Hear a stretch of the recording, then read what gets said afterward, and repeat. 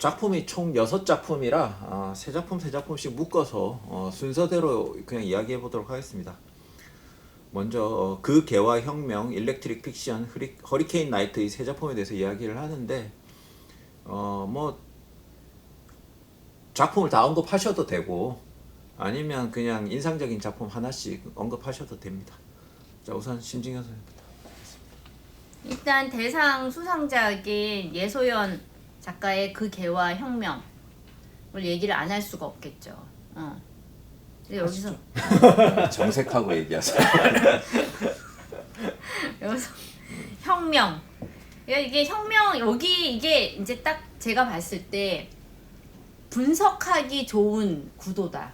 그러니까 여기에서 혁명이라는 것은 우리가 무슨 뭐 정치 공학적 차원에서의 그런 혹은 이제 어떤 뭔가 체제 전환, 체제 뭐 이렇게 체제 전환과 같은 그런 식의 어떤 거대한 혁명이 아니라 어떤 일상적 혁명, 그 일상적 혁명을 통해서 이러한 이제 진정한 어떤 혁명이 이제 가능하다라는 건데 그 일상적 혁명이라는 것이 바로 이제 그 이전에 그 38세대의 NL과 PD로 이제 퉁쳐지는 그러한 38세대의 그러한 거대한 거시적인 혁명이 아니라, 그다음 여기에서는 그냥 뭐 여기에서 이렇게 장례식이라는 그 이 식이 메인이잖아요. 그 메인 이 장례식을 중심으로 해서 이렇게 서사가 전개가 되는데 이 장례식의 이제 상주도 여자고 그 다음에 거기에서 그 아버지한테 들었던 그 사람들에 대한 그 인상을 그렇게 이제 이제 인사하러 온 그 뭐라 그래 조문객들한테 그렇게 이제 얘기를 한다든지. 그리고 이제 맨 마지막에 그 아버지한테 300만 원 꿔서 성식이 형이 이제 250만 원만 이제 보내주니까 너가 50만 원 안 줬으니까 이제 걔를 데리고 와라. 그래서 이제 그 집에서 걔를 데리고 와서 한마디로 이제 이 장례식장을 이제 개판을 만드는 그런 것들이 아니 그 의도는 알겠지만 그게 전혀 자연스럽게 이렇게 읽히는 게 아니라 너무 억지스럽고 그 다음에 이제 그 전체적인 서사도 조금 성글지만 저는 이 문장이 선생님 항상 이렇게 뭔가 마음에 안 드실 때 문장을 많이 언급하시더라고요, 선생님. 아니 근데 그 문장이 우리가 사실 좋은 이제 특히 단편 소설에서는 마침표 하나, 쉼표 하나도 이 단편 소설에서 이거 빼면 그냥 무너지는, 물론 너무나 제가 옛날 신비평적인 형식주의 비평적인 그런 얘기를 하는 걸 수도 있겠지만 아무튼 그만큼 장편에 비해서는 좀 밀도가 높은 장르인데 근데 이거는 약간 어떤 장편을 이렇게 요약 정리한 것 같은 그런 느낌이 들었어요. 단편이라는 그 장르의 그 특성? 이러한 것들이 잘 드러나지는 않았던 것 같아요. 그래서 좀 보면서 조금은 그랬다. 네, 박인환 선생님. 네, 근데 뭐 그의 개화 혁명 이야기를 그래도 좀 하고 넘어가자면 이 작품이 잘 읽히고 동시대적인 의미를 가질 수 있는 선생님께서 말씀해주신 잘 만든 구도의 힘이라고 하는 거를 뭐 최근에 어떻게 보면 좀 문학 독자들이 경험할 수 있는 단편에 어떻게 보면은 아주 그렇게 미세하고 단단하게 조여진 소설이 아니라고 할지라도 줄 수 있는 매력과 설득력이 있었기 때문에 그래도 이 작품이 대상 작품으로서 선정이 됐다고 생각을 하고 왜 이렇게 불신의 눈초리로 저를 쳐다보세요.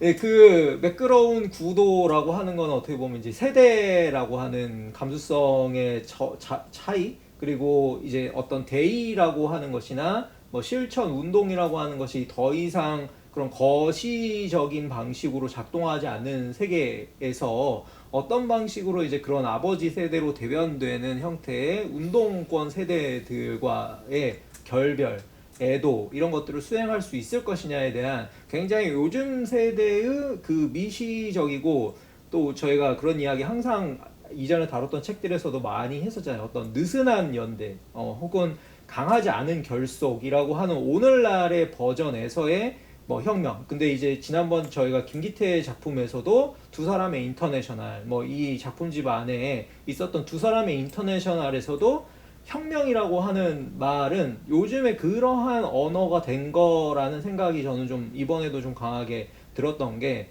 더 이상 이제 강력하고 세상을 바꿀 수 있는 형태의 거시적인 혁명의 불가능성이, 그러니까 혁명이 하나의 농담이나 밈이 되어버린 시대에 지금 우리가 혁명을 꿈꾸는 방식이라고 하는 것이 이제 계단이 어떻게 보면은 미시적이고, 또 한편으로 왜소화되어 있고, 한편으로는 그것을 일상화하려고 하는 노력들의 소산이었다고 생각을 해요.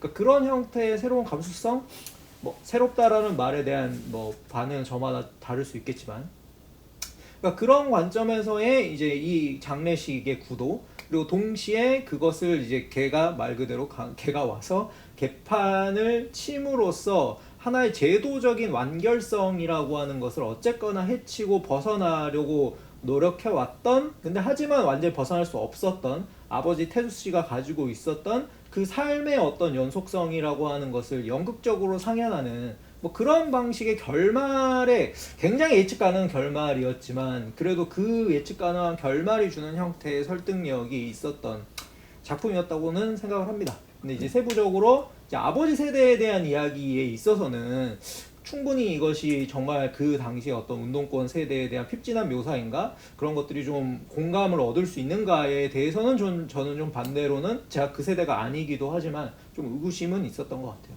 박건혜 선생님. 6작품들 중에서는 그래도 대상답게 가독성은 저는 제일 좋았어요. 저는 그 개와 혁명이 나머지 작품들에 비해서 잘 읽혔고, 문장은 잘 모르겠습니다. 문장은 제가 그런 신비평적 감시관을 갖고 있지 못해가지고 그냥 잘 읽혔다 하지만 그 밀도 있게 읽히는 느낌은 아니었고요. 그래서 그냥 술술 웹소설 읽듯이 읽어 나갔는데, 아까 그 심지영 선생님께서 20자평 말씀하실 때 제목이 다 했다라고 했는데, 저는 제목이 딱히 뭐 이렇게 와닿질 않았어요. 그냥 컨셉질이 다 했다, 컨셉이 다 했다라는 생각이 들었고요. 그냥 그 운동권 아버지를 둔 딸이 이제 어떤 장례식장에서 겪는 일이라는 컨셉, 그 컨셉만으로도 이제 어떤 서사들이 떠오르기도 하고 심상들이 떠오르기 때문에 그걸 가지고 이런 얘기들을 할 수 있겠구나 하는 정도이지, 이것이 뭔가 어떤 강한 메시지를 가진다거나 아니면 여운을 가진다거나 하는 그런 이야기들은 전혀 아니었던 것 같고요. 특히 이 글에 대해서 뭐 어떤 해설이나 이런 걸 보면 사랑, 뭐 이 사랑이 혁명이다, 사랑이 혁명적이다, 뭐 이런 이야기도 하시고, 과거에 어떤 국가를 체제를 전복하고 체제를 바꾸려고 했던 혁명이 지금은 이제 어떤 부녀 간의 사랑이라든가 가족 간의 사랑, 이런 돌봄의 문제, 이런 것들로 전환된다라는 식의 얘기, 그런 식으로 해석을 하고 싶다라는 욕망을 강하게 느껴졌어요. 근데 과연 이 소설이 그렇게 읽힐 만한 소설인가 하는 데는 솔직히 저는 의문이 들었습니다. 특히 여기서 이제 그 딸이, 화자인 딸이 아버지에 대해서 애정을 갖고 있잖아요. 그리고 그 애정을 이제 드러내는데, 그 애정이 어떻게 해서 생겨났는지에 대해서, 아버지랑 딸은 이제 페미니즘을 두고 의견 차이가 있잖아요, 소설 내에서. 근데 그런 것들이 어떻게 극복이 되고 또 아버지를 어떻게 이해하게 되었는지, 그런 서사들이 제가 보기에는 충분하게 나오지 않았어요. 그냥 딸이니까 아빠를 좋아하고 우리 아빠의 장례식을 난 이렇게 할 거야, 내가 상주가 돼서 할 거야 라는 식의 이야기들인 것이지, 그것이 작품 내에서 어떤 이야기들을 통해서 설득력 있게 제시되지 않아서 이게 뭐 특별히 사랑의 혁명성이라고 얘기할 만한 그런 거창한 어떤 사랑에 대한 이야기인가 라는 생각이 들어서, 그냥 혈육이니까, 내가 그래도 오랫동안 봐왔던 나를 낳아준 아빠니까 가질 수 있는 그냥 평범한 정도의 아버지에 대한 애정인 것이지 그것을 혁명과 연결시켜서 얘기할 정도인가 하는 생각이 들었습니다. 그래서 뭐 운동권에 대한 묘사는 말할 것도 없죠. NL과 PD에 대한 그런 굉장히 피상적인 묘사, 그리고 굉장히 전형적인, 사실은 그런 방식으로 운동을 한 수령님. 사람이 별로 없을 텐데 그것이 그러니까 일반적인 운동권에 대해서 사람들이 가지고 있는 어떤 선입견을 그대로 그냥 복사해 놓은 듯한 그런 이야기들, 그런 것들이 사실은 굉장히 좀 표피적이고 피상적이다라는 생각을 했습니다. 저는 일단 혁명을 어느 순간에선가부터 한국 문학에서 되게 가볍게 소비하고 있다는 게 몹시 마음에 안 들어요. 그러니까 저는 이거를 읽으면서 그 정지돈의 건축가 혁명이라는 소설이 떠올랐거든요. 근데 그 소설도 이제 읽어보면 무언가 이제 기존의 소설 형식을 형해화시키는 것, 그거를 혁명이라고 얘기한다는 느낌이 좀 강하게 받는데, 물론 그 소설은 좀 형식 실험을 했기 때문에 뭐 정확한 의미를 읽어내기 힘들지만, 뭐 제가 읽었을 때는 기존의 것을 형해화시키는 것을 혁명이라고 불렀던 것 같은 느낌을 받았어요. 근데 이 작품도 장례식장을 집요하게 형해화시키려고 하거든요. 그러니까 뭐 여자가 상주가 된다든지, 아니면 뭐 장례식장에 온 사람들한테 오히려 그 모욕을 줘서 부끄럽게 만든다든지, 뭐 개를 푼다든지 하는 것들이 일종의 이제 연극적으로 구성을 해서 그거를 형해화시키는 거. 그래서 맨 마지막에 대사도 그렇잖아요. 제도가 우리 모두의 적이온가, 뭐 그런 대사를 하잖아요. 그러니까 그 장례식장이라는 제도를 형해화시키는 것이 일종의 혁명이다라고 얘기를 하는 것 같아요, 제 생각에는. 근데 혁명이 그런 건가? 뭔가를 형해화시키는 것이 혁명인가? 라는 거에 저는 의문이 있어요. 혁명이라는 건 그래도 어떤 지향을 가지고 그 세계를 전복시키는 것이지, 그냥 뭔가를 형해화시키는 거가 어떻게 혁명이 될 수 있지? 그러니까 그 뭔가를 형해화시키는 걸 혁명이라는 단어로 너무 뭐랄까 단순하게 치환한 느낌? 그런 느낌이 들어요. 그러니까 이 작품만을 비판하는 게 아니라 그동안 모르겠어요. 한국 문학에서 다뤄져 왔던 혁명들이 다 그런 식이었던 것 같아요. 그 다음에 작아도 거대 서사를 담을 수는 있거든요. 예를 들어서 로맨가리의 새들은 페루에서 죽다 같은 작품은 오히려 혁명이 끝난 시대를 진단하고 있단 말이에요. 바닷가에서 새들이 죽어가는 그 활기 잃은 해변을 중심으로 해서 그 이전의 혁명가가 어떻게 사라지는가, 자본에 포섭돼서 어떻게 사라지는가를 그 몇몇의 캐릭터를 통해서 단편 소설이지만 충분히 거대하게 진단하고 보여주는데, 이 소설들의 그런 세계사적인 진단이 있나? 적어도 장례식장이라도 그런 어떤 세계사적인 진단, 시대사적인 진단이 있어야 혁명이라는 말을 붙이는 게 맞지 않나? 그런 생각이 저는 들거든요. 근데 제가 볼 때는 뭐 잘 읽어도 소품인데,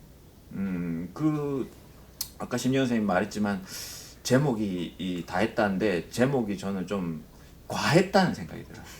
다 한 것도 아니고 좀 과하다는 생각이 들고, 혁명을 문학이라는 거랑 결합시켜서 이렇게 좀 정형화시키고 소비시키지 않았으면 좋겠다는 생각이 좀 많이 듭니다.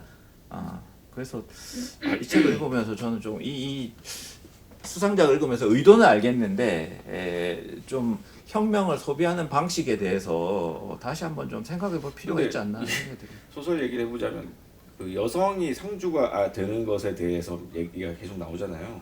그것이 마치 엄청난 금기를 깨는 것처럼 얘기를 하고 혁명이라는 말로도 이어지고, 그게 무슨 크게 금기를 깨는 것인가. 요즘 같은 2020년대에 저는 여성이 상주인 상갓집 정말 많이 갔거든요. 몇십 년 전부터.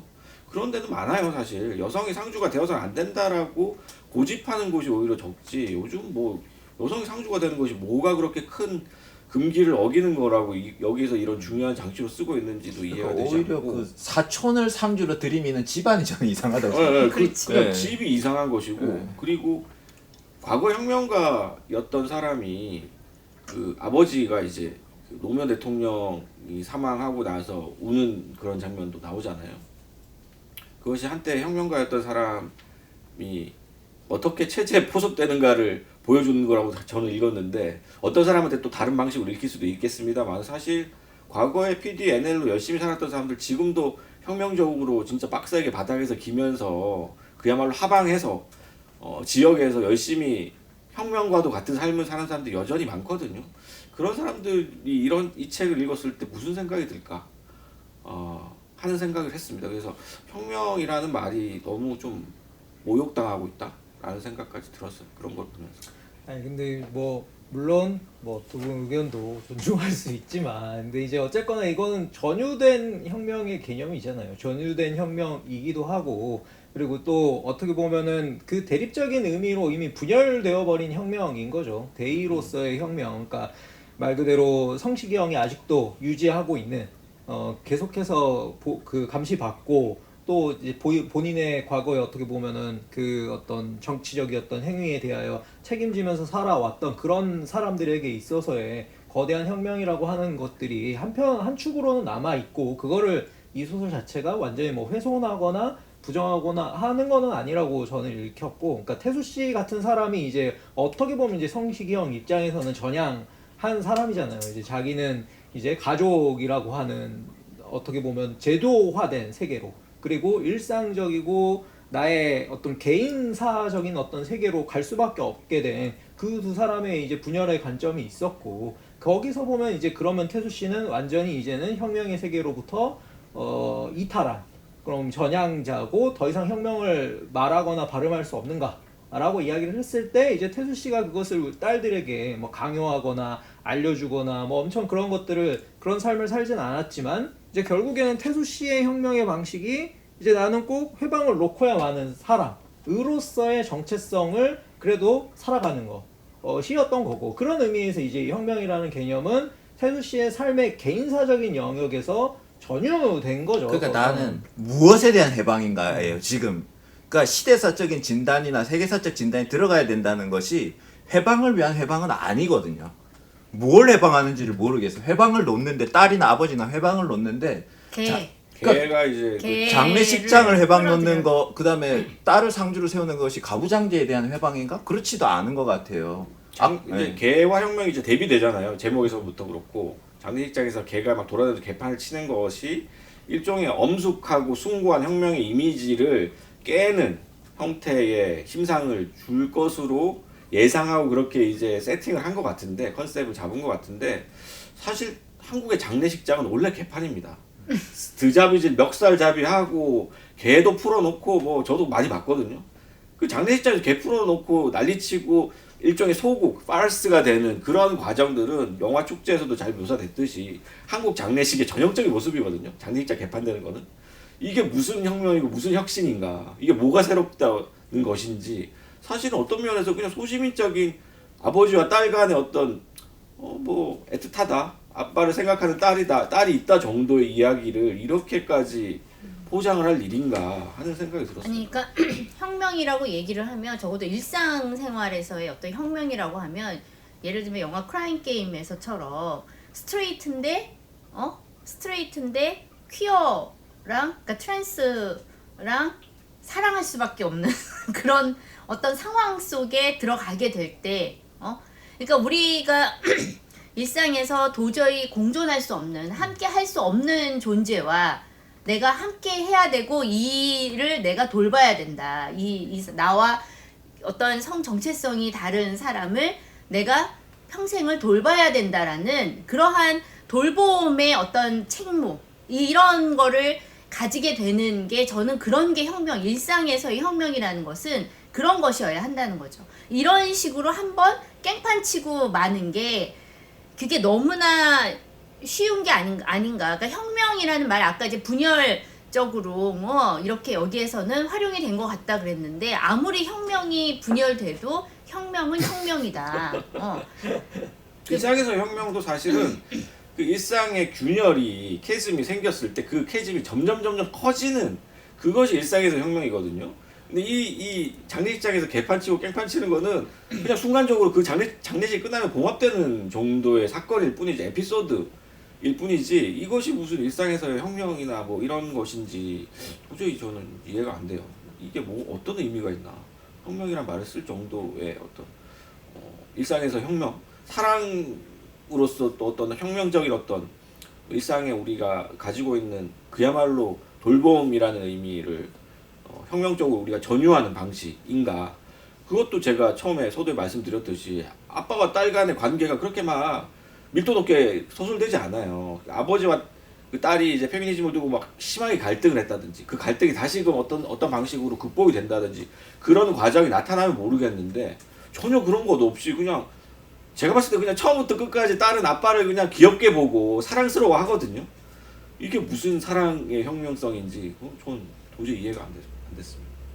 그러니까 일상 세계에서 혁명을 하려면 예를 들어서 그러니까 예전에 앙리 르페브르 같은 사람들이 현대 세계 일상성에 대해서 얘기를 했잖아요. 그러니까 일상 세계 반혁명이 먼저 있어야 돼요.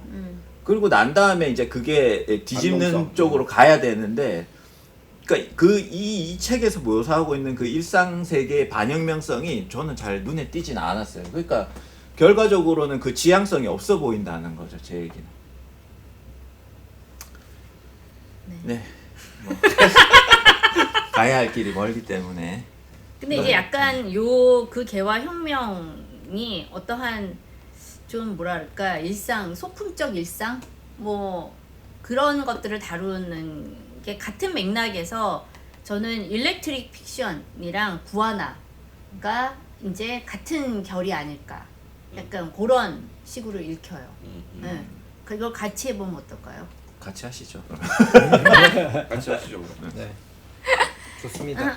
아니 그러니까 일렉트릭 픽션도 이 남자가 맨날 혼자서 핀란드어 혼자 배우다가 6개월 뭐 이렇게 열심히 하다가 이제 그만두고 그 다음에 이제 일렉트릭 기타도 그 하다가 그것도 이제 그만두려고 당근에 내놨는데 근데 그걸 사려고 했던 사람이 그런 기타 학원 이제 학원 원장 뭐 이런 사람이고 그래서 얼떨결에 이제 그 사람한테 교습을 받게 되면서 어떤 자기 안에 흐르는 그 에너지를 가두지 않고 이것을 이제 소위 말해서 교류하게 되는 에너지 교류의 과정을 다룬 소설인 것 같거든요. ACDC죠, ACDC. 직류 교류. 그래서 약간 그런 느낌인데 제가 이 소설 이제 그런 소설은 이제 이 상황 설정 되게 재미있다. 그리고 이 남자가 어떻게 보면 일종의 오픈 마인드 하게 되는 그 과정이잖아요. 그러니까 비정규직으로 한 회사에서 거의 한 10년 가까이 한 8년인가 뭐 10년 가까이 그렇게 비정규직으로 뭐 이렇게 사람들한테 이제 은따를 당하면서 그러고 살아도 뭔가 자기만의 어떠한 세계를 구축하고 싶은데 그게 마음은 있는데 혼자서는 그게 잘 안 되다가 이제 그렇게 되는 거잖아요. 그래서 이제 나중에 그런 어떤 또 이제 나이 먹은 그런 여자를 만나서 그렇게 이제 소위 교류를 하게 됐다. 뭐 이런 이제 얘기인데 거기서 제가 좀 약간 이 소설이 아쉬운 점은 그 남성 캐릭터 제가 봤을 때는 이런 상황 설정을 먼저 해놓고 그 캐릭터를 나중에 만든 것 같아요.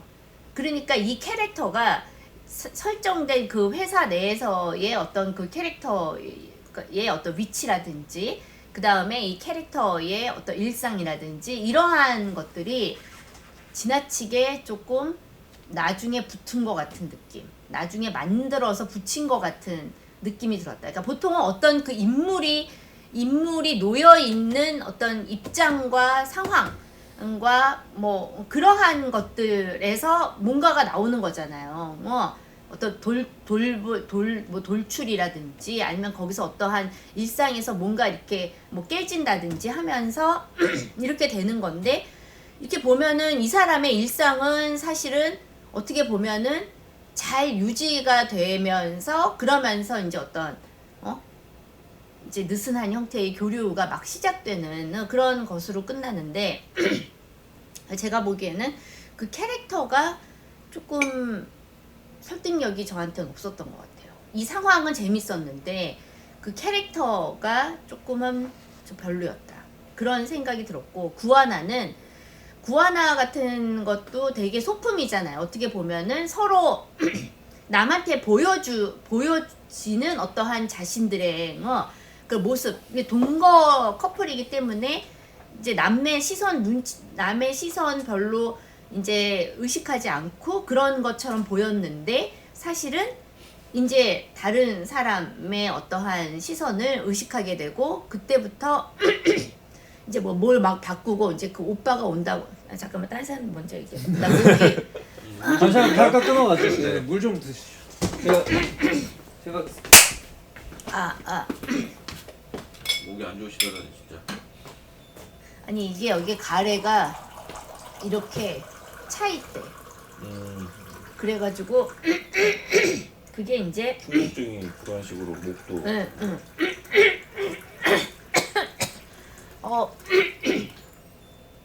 됐습니다. 감사합니다. 쭉 들이켜 주십시오.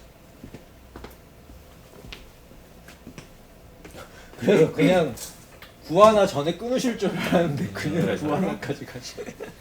나 말하다 보면 얘가 저절로 치유가 될 줄 알았지. 계속하세요. 뭐 일렉트릭 픽션 말씀하셨고 그 다음에 구하나에 대한 이야기를 하셨는데 뭐 저는 구하나가 그러니까 여기 구하나의 애니메이션 이야기가 있잖아요. 그러니까 뭔가 거대한 게 일어날 줄 알았는데 그 기타 합주를 하다가 한 명이 어긋났고 음이탈이 됐고 그래서 뭔가 거대한 게 나올 줄 알았는데 조그맣고 귀여운 구하나라는 캐릭터가 튀어나온 요거를 하나의 메타포로 자꾸 쓰고 있는 것 같아요. 맞아요. 그래서 그러니까 주인공 여자친구의 오빠가 오는 게 일종의 이제 구하나 같은 상황인데 오빠가 사실은 이제 결혼을 독촉하러 온 줄 알았더니 알고 보니 저기 뭐야 가족사진. 자기들이 이민 간다고 얘기한 거. 자기들이 이민 가니까 우리 가족 사진 찍자고 하는데 이게 일종의 음이탈로 보이거든요. 그러니까 우리는 결혼을 어떻게 해야 될까 막 이거 고민하고 있는데 오빠가 와가지고 야 우리 이민 가. 그러니까 자기들의 결혼은 아무것도 아닌 게 된 거예요. 더 큰 사건이 오니까. 그러니까 일종의 이게 음이탈과 같은 것일 것 같고. 그러니까 뭔가 안 맞은 거죠. 자기들의 예상과. 그 다음에 이제 의외로 튀어나온 거는 구하나 같은 상황. 그러니까 가족 사진에 불과한 결혼식 같이 거대한 게 아니라 가족 사진과 같은 상황. 그거를 좀 기술적으로 잘 비유해서 이야기를 쓴 것 같아요. 잘 비유해서 이야기를 쓴 것 같은데 문제는 이제 구하나처럼 사라진 것 같아요. 그 다음이.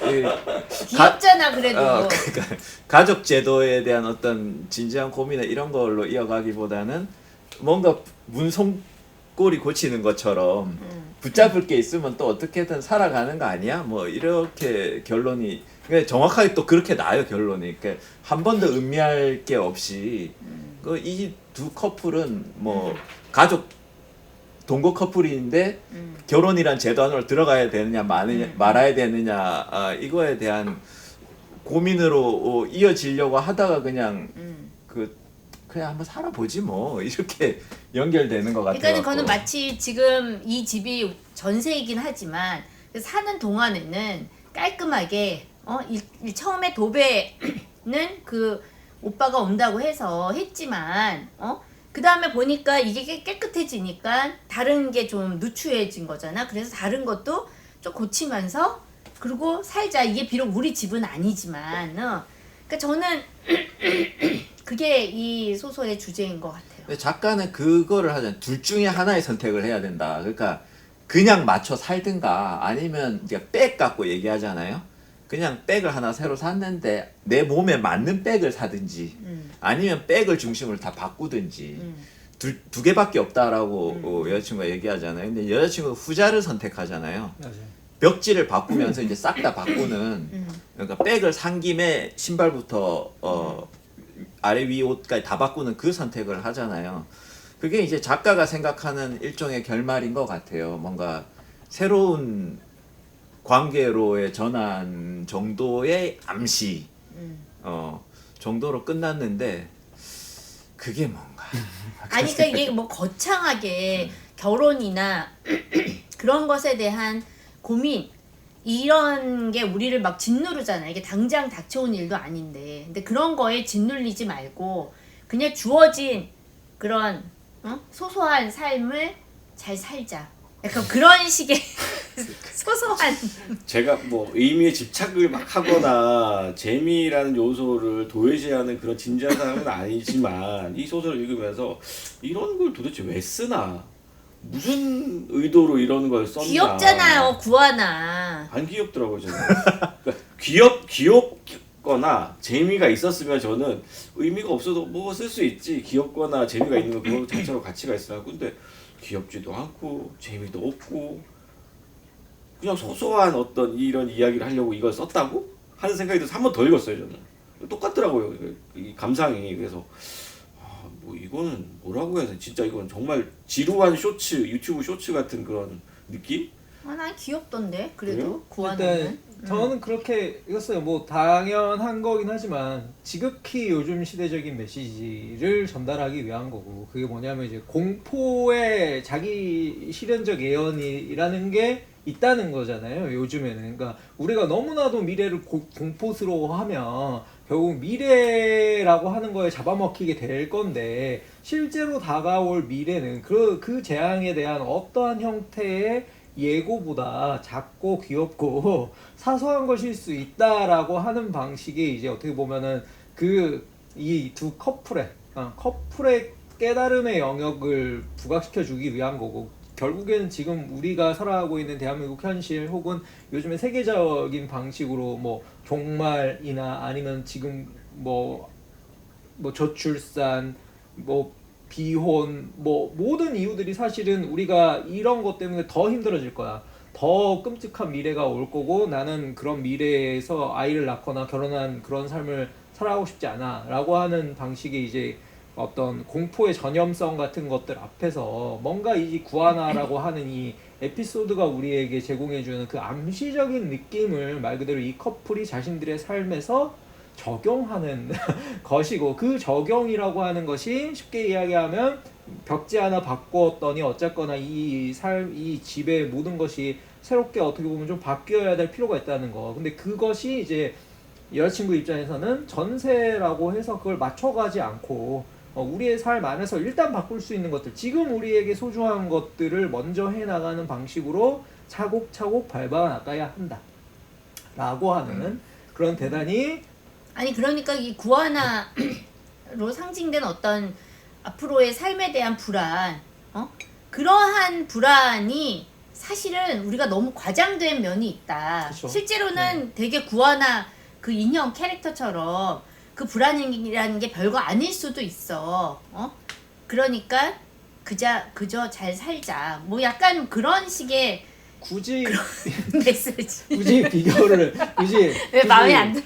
굳이 비교를 하자면 저희가 이제 김현수 작가 예전 작품집 읽으면서 거기에서도 이제 뭐 미래 뭐 이게 몇 살이었죠? 뭐 몇백 살 살았다 할아버지의 목소리로 해가지고 미래의 평범성이라는 거의 개념을 쭉 설명을 하잖아요. 근데 그 미래의 평범성이라는 것이 갖추어지기 위해서 그 소설에서는 말 그대로 수백 년의 어떤 이 한 사람의 이 삶이라고 하는 거 안에서의 시간성이 병렬화되고, 그러니까 그 사람은 사실 그 할아버지는 치매를 앓고 있었고, 그러니까 치매를 겪고 있는 이 삶에 있어서는 모든 시간선이 선형적으로 흘러가지 않고 뒤죽박죽 존재하고 그 병렬화된 시간성이라고 하는 것 안에서 미래라고 하는 것도 뭐 평범한 것이라는 사실을 이제 깨닫는 방식이었잖아요. 그러니까 사실 어떻게 보면은 주제적으로는 이 작품도 그런 계열이라고는 생각을 해요. 그러니까 어떤 우리가 생각하는 미래라고 하는 것이 그다지 우리의 기대처럼 대단한 일이 벌어지지 않을 것이라는 사실을 이제 뭐 깨닫는 건데, 문제는 이제 굉장히 이게 좀 약간 공익 광고 같은 측면이 조금 그러니까 있다. 저는 이제 저도 사실 잘 이해가 안 가고 뒤에 살짝 인터뷰를 좀 보다 말았는데, 그러니까 다른 내용은 기억이 안 나요. 레이먼드 카버 소설 언급이 잠깐 나오더라고요. 근데 레이먼드 카버 소설은 구성은 비슷해요. 처음에 어떤 일이 있고 어떤 소소한 일이 일어났고 그 다음에 다시 일상으로 회복되는, 레이먼드 카버 소설도 그렇게 돼 있는데, 문제는 그 사건을 겪고 난 다음에 그 일상은 주체가 바뀌거든요. 그러니까 그 사건을 바라보는 주체가 바뀌어요. 예를 들어서 발밑에 흐르는 강물이라면 그 주인공이 남편이 그 시체가 있는 데서 캠핑을 했다. 근데 그거에 대한 거부감이 들었는데 이 거부감이 정체를 모르겠다잖아요.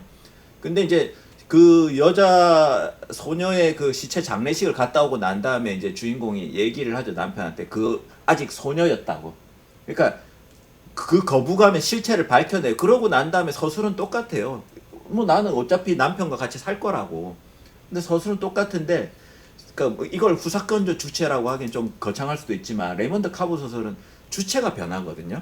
그 어떤 사건을 바라보는. 근데 이 소설은 그게 생략돼 있다는 느낌이 드는 거예요. 저는. 그러니까 구하나처럼 이렇게 사라질 수는 있는데, 미래에 대한 뭔가가 사라질 수는 있는데, 주인공이 술 먹고 이제 본격적으로 결혼 제도나 이런 것들에 대해서 고민할 만한 타이밍에 갑자기 시간이 점프하고 난 다음에 여자친구가 뭔가를 이제 집안을 바꾸겠다고 되니까 이 주인공의 고민이 날아가 버린 거예요. 그리고 갑자기 결론에 도달하게 되는 거죠. 그러니까 뒤가 좀 허무해지는 거예요. 제 입장에서는. 이제 비로소 고민을 하고 그 다음에 결론을 내려도 주인공이 그 결론에 도달하는 게 맞지 않나. 여자친구의 입을 빌어서 가는 게 아니고 이런 그 매형이라고 해야 되나? 하여튼 그런 사람이 왔을 때 그 사건을 겪고 난 다음에 주인공의 그 주체가 변해야 되는데, 그 주체가 변하는 그 이행이 잘 안 느껴지는 거예요. 그러니까 좀 나는 뒤가 허무하게 느껴지는 거죠. 반대로 일렉트릭 픽션은 주체의 변화를 주인공을 통해서 그려내고 있기는 합니다. 근데 열심히 안 해요, 주인공이.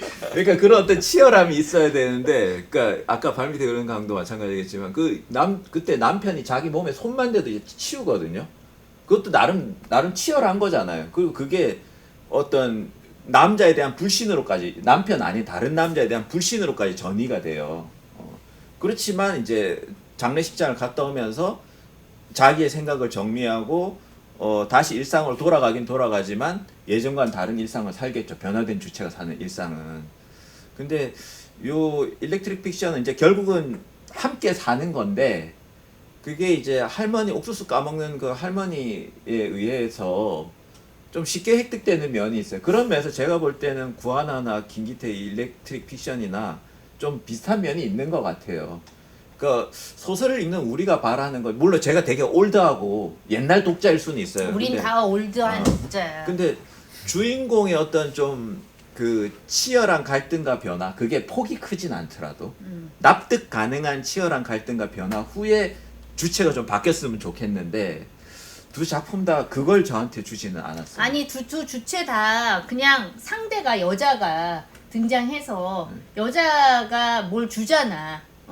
우리 이제 같이 기타 만나서 같이 칠래? 뭐 이런 식의 그런 걸 기회를 주는 거고, 여기에서도 같이 집안을 소소하게 고칠 기회를 주는 거고. 그러니까 뭔가 텐션이 생기려고 하다가 그냥 말아버리는 그런 느낌이어가지고 긴장감이 없어요. 그 아니 소설에. 내가 보니까 좀 너무 막 어떤 갈등, 물론 이제 갈등이 다 좋은 건 아닌데 이제 갈등의 국면에 들어가는 거를 참 두려워한다. 아무래도 일상물이 독자도 두려워하고 작가도 두려워한다. 네. 그러니까 갈등이라는 게 사실은 그런 거잖아요. 큰 형태의 외적 갈등이 발생을 하고 그게 이제 내적 갈등으로 전환이 되고, 그 내적 갈등 속에서도 사실은 이게 한 방에 바뀌는 게 아니라 사실 단계적으로 바뀌어가는 그런 형태의 치열함이라고 하는 것이 우리가 이제 보통 이야기하는 소설의 촘촘한 플롯 구성 같은 거라고 이야기를 하는데, 이제 특히 이런 작품들에 있는 주인공들은 지금 막 그러니까 특히 일렉트릭 픽션이 딱 그렇잖아요. 외적 갈등이 두드러지기보다는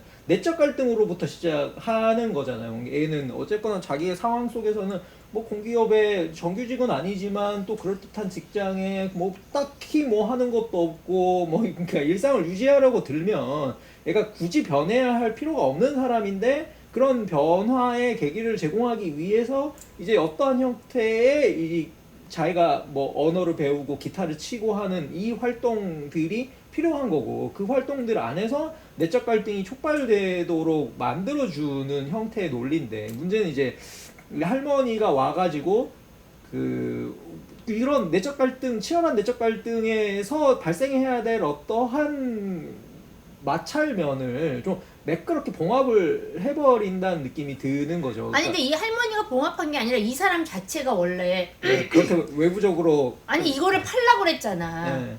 더 이상 하지 않고. 근데 이제 이 할머니 같은 그러면 캐릭터가 사실 저는 근데 또 한국 단편에서 되게 전통적인 캐릭터라는 생각이 드는 거예요. 그러니까 이런 방식으로 뭔가 주인공들이 치열하게 고민해서 답을 얻어야 되는 부분들을 답을 툭 하고 던져주는 그런 현자식 캐릭터들이 사실 제 생각에는 2000년대 이후에 한국 소설 단편에서는 꾸준히 있었던 것 같고, 다만 그게 옛날에는 좀 할아버지들, 약간 남성의 올드한 지혜 속에서 구현이 되어 왔다면, 최근에는 좀 오히려 할머니들 뭔가 명확하게 그 지혜라기보다는 전혀 다른 관점에서 답을 제공해 줄 수 있는 그런 방식의 존재들이 좀 항상 단편 소설 안에서 좀 갈등을 쉽게 무마할 수 있도록 도와주는 그런 형태의 존재들로서 좀 모듈화 되어서 오랫동안 활용되었다라는 생각이 들어가지고, 이 작품도 아무튼 제목이 일렉트릭 픽션인데 저는 그 생각나더라고요. FX의 일렉트릭 쇼크. 그래서 전압을 좀 낮춰줘. 너와 사랑하려면 전압이 맞춰져야 된다는 이야기잖아요, 그게. 그러니까 약간 그런 형태, 이것도 좀 컨셉에 충실한 소설이 아니었나 싶습니다. 김기태 작가도 뭐 우리 몇 번 다루기도 했지만 뭐 잘 쓰는 작가고 요즘 각광받는 핫한 작가 중에 한 명인데, 좀 일렉트릭 픽션은 뭐 무슨 얘기를 하려고 하는지는 알 것 같은데, 좀 다른 작품, 김기태 작가의 다른 작품들에 비해서 조금은 좀 완성도가 낮은 편이었다 하는 개인적인 안타까움, 이런 게 좀 그래도 있었어요. 거기 505호랑도 이제 교류할 거 아니야. 자기랑 같이 기타 치는. 저라면 이 제목은 ACDC라고 지었겠습니다. 마지막 그 기교는 왜 들어갔는지 잘 모르겠어요. 마지막 그 기교는 아마 끝에 밋밋함을 없애기 위해서 기존의 서술자를 주인공으로 바꾸는 그런 거 같은데, 글쎄 뭐 근데 그게 도달하는 그 결론이 결국 우리는 교류해야 돼요. 요 결론이라서 그냥 제 생각에 셋 작품 다 브이로그 같은 느낌이 좀 많이 들었어요. 그러니까 뭔가 코멘트하기가 되게 애매하다. 그것을 무슨 의미로 얘기하기도 애매하고, 분석하는 것도 사실은 너무 오버하는 것 같고, 그런 느낌의 이야기들이 다 세 편 다 그런 느낌이어서 굳이 이걸 왜 썼는지. 그러니까 세 편의 공통점은 저는 그런 거라고 생각해요. 이미 세계는 바꿀 수 없으니 나를 바꿀 거 없는데, 그러니까 이미 약간 그 결론들이 소설들 안에서 어느 정도는 나와 있는 상태에서 소설을 출발한다라는 느낌이 들고, 그게 약간의 요즘의 한국 문화 단편 소설 미학의 좀 공통적 출발점이 아닌가라는 생각도 드는 거죠. 혁명은 불가능하니까 내 방부터 바꾸는 자. 그러니까 내 전셋집을 바꾸든, 아니면은 내 교류 방식을 바꾸든, 아니면 이제 내 장례식, 우리 아빠 장례식을 바꾸든. 아니 근데 적어도 문학은 그러면 안 되는 거 아니에요? 왜? 문학에 대한 그 높은 기대치를 아니, 이제 높은 내려놔야 아니 돼요. 적어도 다른 왜 세계는 바꿀 수 없으니로 자꾸 가는지 모르겠어요. 세계 없음의 시대이니까요. 아니 뭐가 됐건 간에 월드리스니스. 월드가 있든지 없든지 간에 없으면 없는 대로 뭔가를 바꾸려고 하는 게 맞지 않나요? 뭐 문고리 고친다고 세상이 바뀌는 게 아닌데. 누군가에게 문고리 고치는 게 세상이 바뀌는 거죠. 저는 동의할 수 없습니다. 문고리 바꾸는 것도 힘들다고요. 아유 철물 좀 보내면 되지. 그분들 살아야지, 먹고 살아야지. 그 양반들도. 문고리닷컴이 망했더라고요. 나 애용하던 사이트였는데. 그러니까 자꾸 이게 DIY 하니까는 자영업자들이 힘든 거 아니에요. 자, 알겠습니다. 다음 작품으로 넘어가도록 하겠습니다. 네.